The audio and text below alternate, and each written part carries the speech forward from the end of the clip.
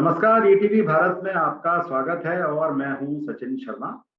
आज हमारे साथ हैं हाजीपुर संसदीय क्षेत्र के सांसद और मोदी सरकार में केंद्रीय खाद्य प्रसंस्करण मंत्री पशुपति कुमार पारस। तो सवाल जवाब का सिलसिला शुरू करने से पहले मैं अपने दर्शकों को हमारे आज के मेहमान के बारे में विस्तार से बताना चाहता हूँ।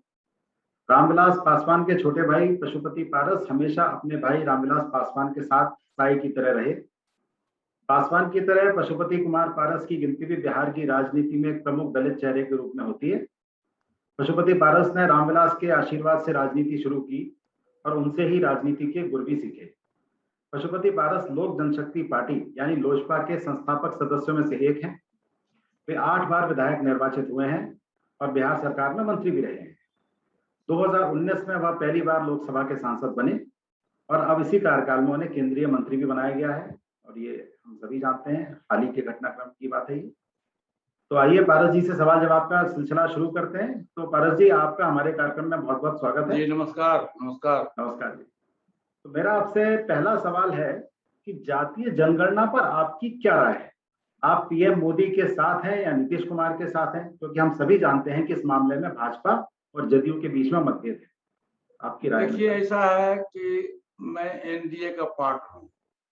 इस एनडीए गठबंधन में हमारे माननीय प्रधानमंत्री श्री नरेंद्र मोदी जी भी हैं और बिहार के माननीय मुख्यमंत्री श्री नीतीश कुमार जी भी हैं और उसमें एक छोटा गठबंधन के रूप में हमारी पार्टी भी है, मैं भी।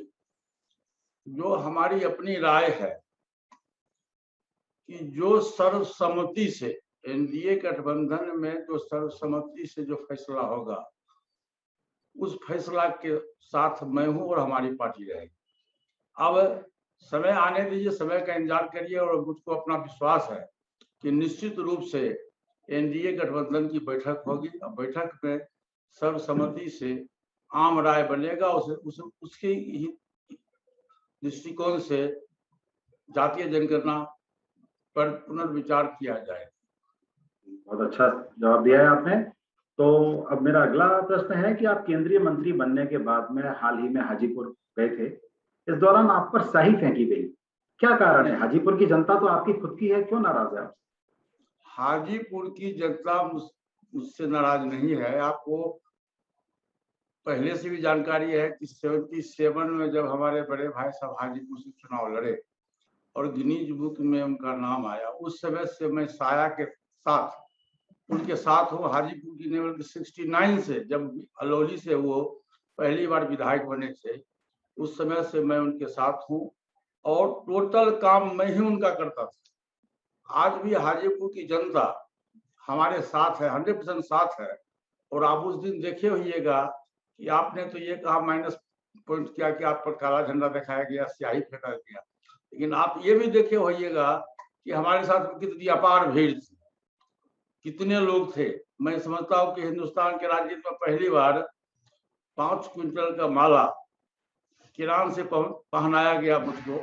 यदि वहां के लोगों को हमारे प्रति श्रद्धा नहीं होती तो इस तरह की बातें नहीं होती। कुछ असामाजिक तत्व जो पुलिस की इंक्वायरी में है, पुलिस उसकी जांच भी कर रही है, कुछ असामाजिक तत्व और ऐसा असामाजिक तत्व है जिसके घर में खाना नहीं है, वो गरीब है और कम उम्र का लड़का है, उसको हमारे विरोधी दल के विरोधी लोगों ने उसको उस्का करके और कुछ लोगों को प्रलोभन दिया। प्रलोभन देने के बाद हमारे गाड़ी पर काला झंडा भी दिखलाने का प्रयास किया और मोबिल भी फेंका, लेकिन तब तक हमारी गाड़ी आगे बढ़ गई थी।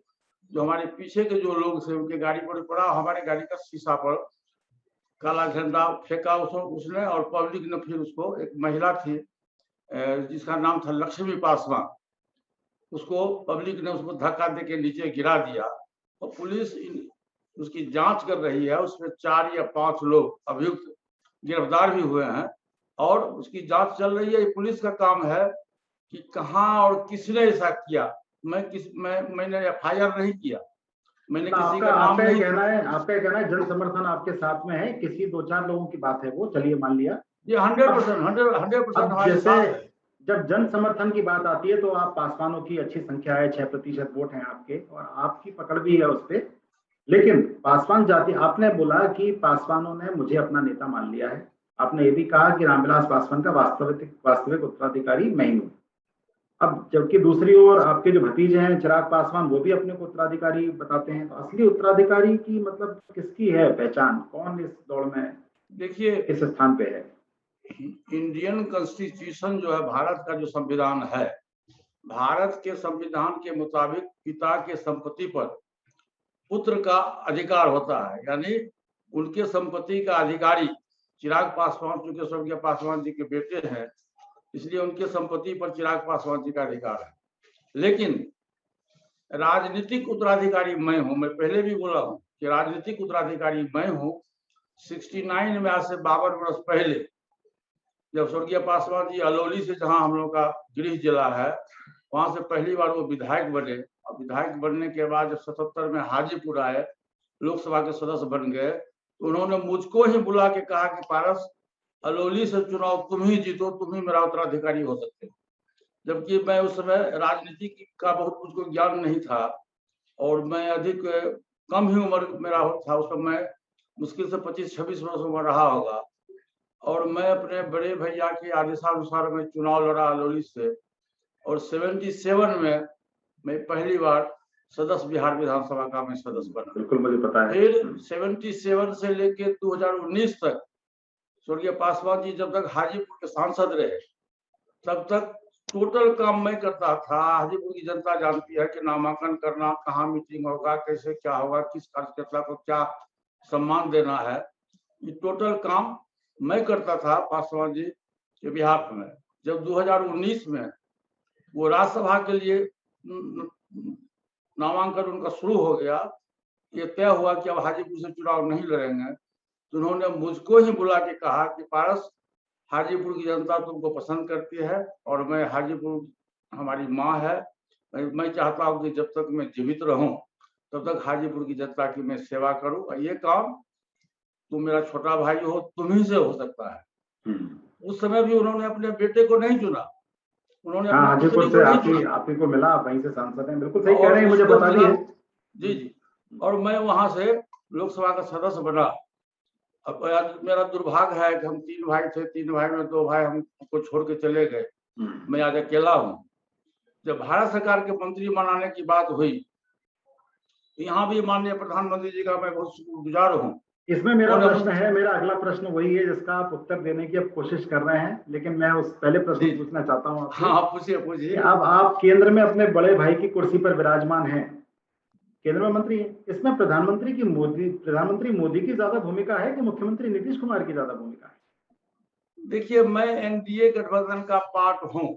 मैं शुरू से आपको कहा कि मैं भी एनडीए गठबंधन का पार्ट हूँ, और एनडीए गठबंधन में लोक जनशक्ति पार्टी का 6 सांसद का कैपेसिटी है, और माननीय लोकसभा के अध्यक्ष, जो प्रजातंत्र का, लोकतंत्र का सर्वोच्च मंदिर है लोकसभा, जहां से पूरे देश से 1 अरब 30 करोड़ की आबादी से लोग प्रतिनिधि चुन के आते हैं, उसके मुखिया हमारे आदरणीय माननीय लोकसभा के अध्यक्ष है। उनके यहाँ हम लोगों ने 13 जून को हम 5 सांसद हस्ताक्षर करके उनसे जाकर आग्रह किए कि हुजूर, हमारे दल में लोकतंत्र खत्म हो गया है, और प्रजातंत्र में नेता परिवर्तन का अधिकार है।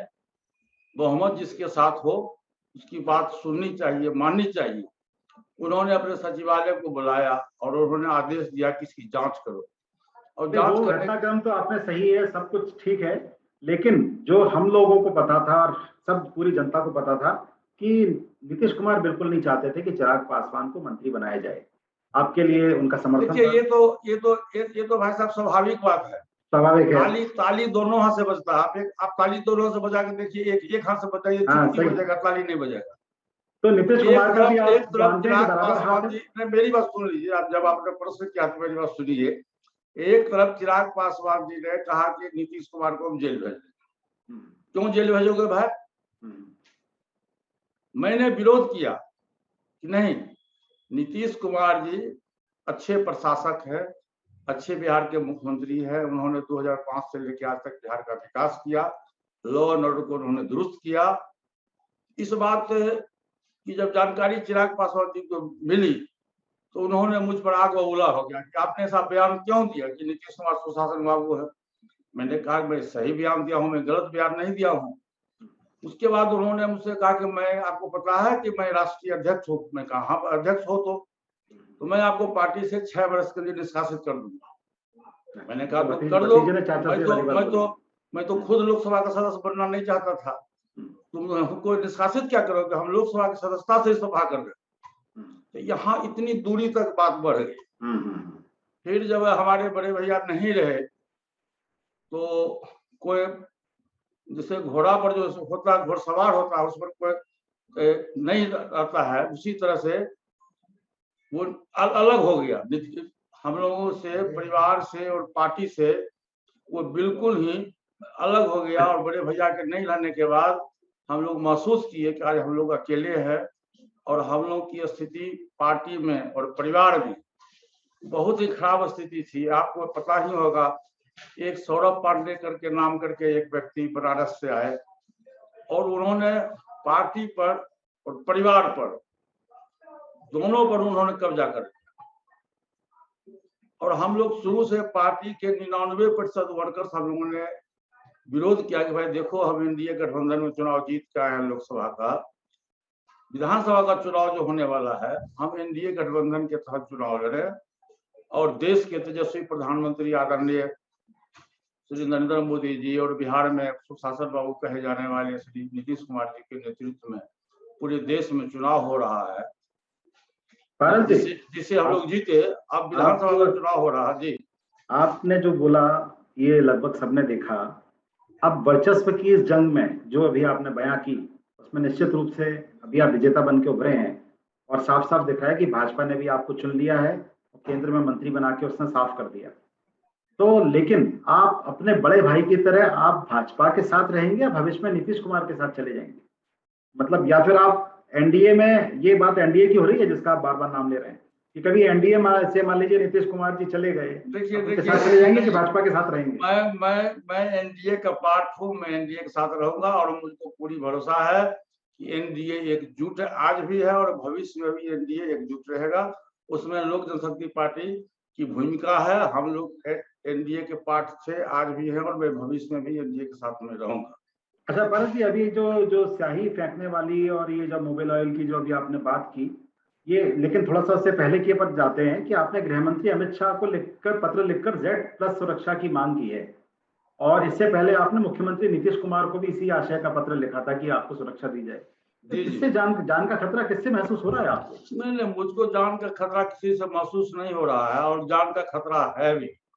देखिए, जब कोई आदमी आगे बढ़ता है, उसकी लोकप्रियता में बढ़ोतरी होती है तो उसके पीछे अधिक अधिक अधिक दुश्मन पैदा हो जाते हैं और अधिक जब दुश्मन पैदा हो जाते हैं तो उसके जान पर खतरा होता है। आपको याद होगा कि 2005 में हमारे घर पर, खगड़िया जिला में मेरा घर है, जहाँ मेरा गेस्ट हाउस है, वहाँ डायनामाइट से उड़ाया गया था हमारे गेस्ट हाउस को। 2005 की घटना है, जब फ्लाइट लोगों ने हमारे घर को डायनामाइट से उड़ाया था। उस समय भी इंद्रजीत गुप्ता जी थे होम मिनिस्टर भारत सरकार के, तो मैंने उस पर लिख के दिया था। तो इंद्रजीत गुप्ता जी ने बिहार सरकार के इसकी सूचना दी। तो उस समय आज से 15 वर्ष पहले उनको वाइस लेडी का दर्जा मिला था। और चूंकि दलित के, चूंकि पासवान जी नहीं रहे और पासवान जी के हम उत्तराधिकारी हैं, पूरे बिहार की जनता ये मान चुकी है कि पासवान जी का उत्तराधिकारी पशुपति कुमार पारस है, तो स्वाभाविक है कि मेरे पीछे कुछ लोग लगा हुआ है। हमारे पीछे नहीं, हमारा जो वर्कर है, अब जैसे देखिए हमारा वर्कर है केशव सिंह, प्रधान महासचिव है। हमारे वर्कर है महताब आलम जी, जो उपाध्यक्ष, वरिष्ठ उपाध्यक्ष है। हमारा कोषाध्यक्ष है सुनील सिन्हा जी। इन लोगों पर भी जानलेवा खतरा किया उन लोगों ने और मोबाइल पर भद्दी भद्दी गालियां दी। हमारे मोबाइल पर भी दिल्ली में भद्दी भद्दी गालियां दी। इसलिए मैंने माननीय मुख्यमंत्री जी से आग्रह किया, मैं जाकर स्वयं मिल के, मैं पत्र भी लिखा और मैं स्वयं जाकर मिल के भी उनसे आग्रह किया कि आप हमारी सुरक्षा की व्यवस्था करिए। और माननीय होम मिनिस्टर जी को भी मैंने पत्र लिखा है, मैंने आग्रह किया है कि मैं दलित का लीडर हूँ, हमारे जान पर निश्चित रूप से असामाजिक तत्व के द्वारा कभी भी अप्रिय घटना घट सकती है, इसलिए आप हमारे जान माल की सुरक्षा हेतु सिक्योरिटी की व्यवस्था करिए। तो पारस जी, जैसे अभी आपने जो भी कुछ बोला उसमें दो प्रश्न निकल के आ रहे हैं। जैसे कि अभी आपने बताया और हमें पता भी है कि 1977-78 में खगड़िया के अरौली से विधानसभा चुनाव लड़ने के लिए रामविलास पासवान जी ने आपको कहा था, और 2019 में उन्होंने हाजीपुर से लोकसभा चुनाव लड़ने के लिए कहा। ये दोनों वही सीटें थी जिनसे वो खुद भी चुनाव लड़ते रहे और जीतते रहे। निश्चित रूप से ये साफ साफ दिख रहा है कि उन्होंने आपको हमेशा अपनी सीट ऑफर की। मैंने भारत सरकार का पता है, बीच में मैं इंटरवेन करता हूँ कि भारत सरकार का जो हमारे बड़े भाई साहब मंत्री थे, आज दुर्भाग्य है कि हमारे बीच में नहीं है। तो एनडीए गठबंधन ने यह तय किया कि लोक जनशक्ति पार्टी जब पासवान जी के बाद पशुपति कुमार पारसी लोक जनशक्ति पार्टी का असली उत्तराधिकारी है, असली नेता है, इसलिए माननीय प्रधानमंत्री जी के द्वारा मुझ पर विश्वास किया गया और पहली बार मैं लोकसभा का सदस्य बना और पहली बार मुझको भारत सरकार में मिनिस्टर बनाया गया। बस इसके बाद में जो एक लाइन है वही मेरा प्रश्न है कि जब केंद्र सरकार को भी पता है, सब लोगों को पता है, आप चुनाव के आपके चुनावी क्षेत्र की जनता को भी पता है कि आप उत्तराधिकारी हैं, तो इतनी जद्दोजहद क्यों हुई? ये क्या मतलब पार्टी के अंदर ये सब इतनी जद्दोजहद क्यों हुई जब आप स्वाभाविक उत्तराधिकारी पार्टी के अंदर कोई भाई साहब जद्दोजहद नहीं हुआ। जब कोई व्यक्ति तानाशाह बन जाए, कोई व्यक्ति निरंकुश बन जाए, तो डेमोक्रेटिक सिस्टम में, प्रजातांत्रिक व्यवस्था में यह है कि यदि कोई तानाशाह बने तो तानाशाही व्यवस्था को प्रजातंत्र में है, हमारा संविधान कहता है, हमारी पार्टी का संविधान है कि यदि पार्टी के अंदर कोई अध्यक्ष तानाशाह बन जाए, निरंकुश बन जाए, तो नेतृत्व परिवर्तन की आवश्यकता है। और हम लोगों ने माननीय लोकसभा अध्यक्ष जी को जाके यही कहा, मैंने ये नहीं कहा कि चिराग पासवान जी को मैं पार्टी से निकाल रहा हूँ। हम 5 सांसद जाकर के मिल के कहे कि सर हमारे दल में लोकतंत्र समाप्त हो रहा है, हमारे दल का जो राष्ट्रीय अध्यक्ष है वो तानाशाह बन रहे हैं, इसलिए मैं आपसे गुहार लगाने आया हूँ, हमारे दल का जो संविधान है उसके तहत आप नेतृत्व परिवर्तन करिए। और उन्होंने नेतृत्व परिवर्तन का आदेश दिया और नोटिफिकेशन हुआ 14 जून को कि जो 6 सांसद अब है इसके संसदीय दल का नेता अब चिराग पासवान जी नहीं रहे, पशुपति कुमार पारस जी को बनाए। तो पारस जी, ये तो आपने सही भी कहा और ये सबको दिख भी रहा है और ये आपकी बातों से भी साफ उल्लेखित है, समझ में आ रहा है कि अपने लोगों को संभाल के नहीं रखा गया, इसलिए टूटन या बिखरन हुई। अपने लोगों को इज्जत दी जाती है, संभाल के रखा जाता तो नहीं होता। अच्छा, ये मैं अब आपकी जो पार्टी है उसकी राजनीति पे आता हूँ, ये अलग हो गया है जो मैटर है। जैसे 2005 में रामविलास पासवान की लोजपा ने कमाल किया था और आपके भाई की पार्टी ने 29 विधानसभा सीटों पे कब्जा किया था 2005 के इलेक्शन में। उस चुनाव में बड़ी संख्या में भूमिहार कैंडिडेट लोजपा के टिकट से चुनकर आए थे और माना जाता है अभी बिहार के भूमिहार वोटरों का आपको अच्छा सपोर्ट मिलता है। ऐसा इसलिए क्योंकि आपकी पार्टी में जो सूरजभान सिंह जी हैं, आपके दिग्गज नेता, वो भूमिहार है। हमारे पार्टी में सूरजभान सिंह जी हैं, हमारे पार्टी में अनिल चौधरी जी हैं, डॉक्टर उषा शर्मा जी हैं, बहुत से लोग हमारे दल में हैं, बाबू साहब में भी बहुत से दल के लोग हैं। हमारा दल जो है सभी जाति धर्म को मिला के हम चलते। देखिए, स्वर्गीय पासवान जी दलित के लीडर माने जाते थे, लेकिन उन्होंने दलित होते भी उन्होंने मंडल कमीशन लागू किया 89 में, आपको पता होगा। उस समय स्वर्गीय बीपी सिंह देश के प्रधानमंत्री थे और स्वर्गीय Paswan ji labour and welfare minister थे। जब सरकार में ये टूटने की नौबत आई थी, उसके पहले ही पासवान जी ने एक प्रस्ताव दिया कैबिनेट में कि बीपी मंडल कमीशन को लागू करो और माननीय प्रधानमंत्री जी बीपी सिंह जी ने उसमें इनकी बात को माना और देश में मंडल कमीशन लागू हुआ, जिससे बहुत से हमारे जो पिछड़ी जाति के भाई हैं उनको इससे फायदा मिला। तो पारस जी, जो भूमिहारों की बात चल रही थी, मेरी बात सुन लीजिए। उसी तरह से उन्होंने ऊंची जाति के जो गरीब लोग हैं, हमारे पार्टी के संविधान में लिखा हुआ है कि ऊंची जाति के जो गरीब लोग हैं, जो सामाजिक दृष्टिकोण से, आर्थिक दृष्टिकोण से, शैक्षणिक दृष्टिकोण से कमजोर हैं, उनको भी समान धुनी में लाना चाहिए। जैसे कि आपने दलित को लाया, पिछड़ी जाति को लाया, पिछड़ी जाति को लाया, उसी तरह से ऊंची जाति के गरीब लोग को भी 15% आरक्षण मिलनी चाहिए। हमारी पार्टी के संविधान में आज भी लिखा हुआ है। और उस समय कैबिनेट के सदस्य थे स्वर्गीय पासवान जी, उन्होंने प्रधानमंत्री जी से रिक्वेस्ट करके, और देर सही लेकिन ऊंची जाति के गरीब लोगों को 10% आरक्षण उन्होंने दिलाया। दलित समाज से आने के बावजूद भी उन्होंने मंडल कमीशन लागू किया, उन्होंने ऊंची जाति के गरीब लोगों को आरक्षण दिया। बाबा साहब भीमराव अम्बेडकर जी जो संविधान निर्माता थे, उनको भारत रत्न की उपाधि उन्होंने दिलाया। सेंट्रल हॉल में उनकी मूर्ति स्थापित की, 14 अप्रैल को छुट्टी घोषित किया।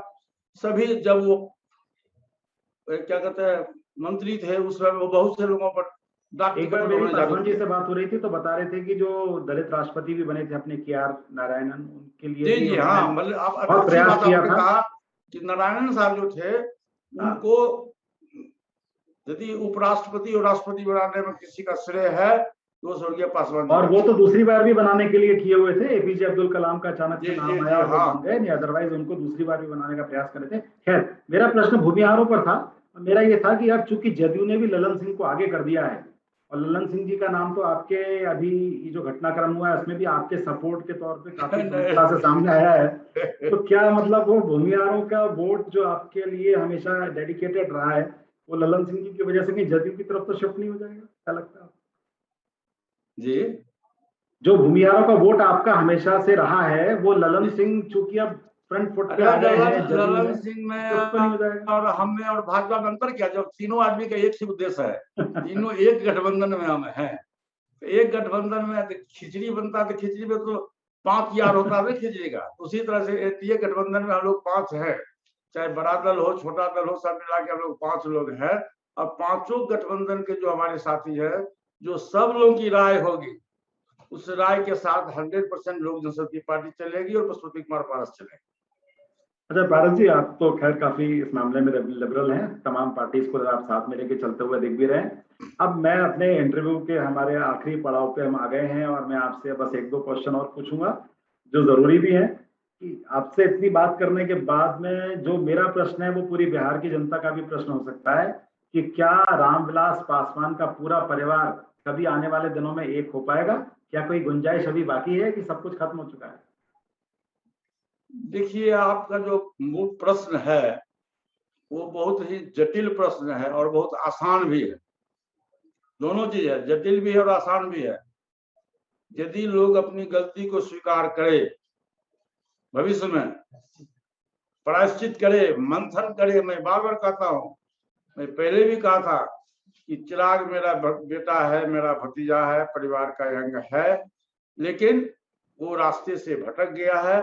वो अपनी गलती को स्वीकार करे, सौरभ पांडे जैसे व्यक्ति का जो उसका साथ है उससे वो अलग हो और भविष्य की राजनीति में परिवार और पार्टी को यदि ये करना चाहता है तो समय, देखिए व्यक्ति बलवान नहीं होता है, समय बलवान होता है। समय की पुकार है कि यदि वो अपने आप में मंथन करे कि मैंने चाचा के साथ दुर्व्यवहार क्यों किया, वो चाचा जो राम और लक्ष्मण की तरह, हम लोग बड़े भाई, तीनों भाई थे, हम लोग राम और लक्ष्मण, पूरे बिहार के लोग जानते हैं कि राम लक्ष्मण हम 3 भाई थे, तीनों भाई में जो प्यार मोहब्बत था शायद हिंदुस्तान में किसी परिवार में नहीं होगा।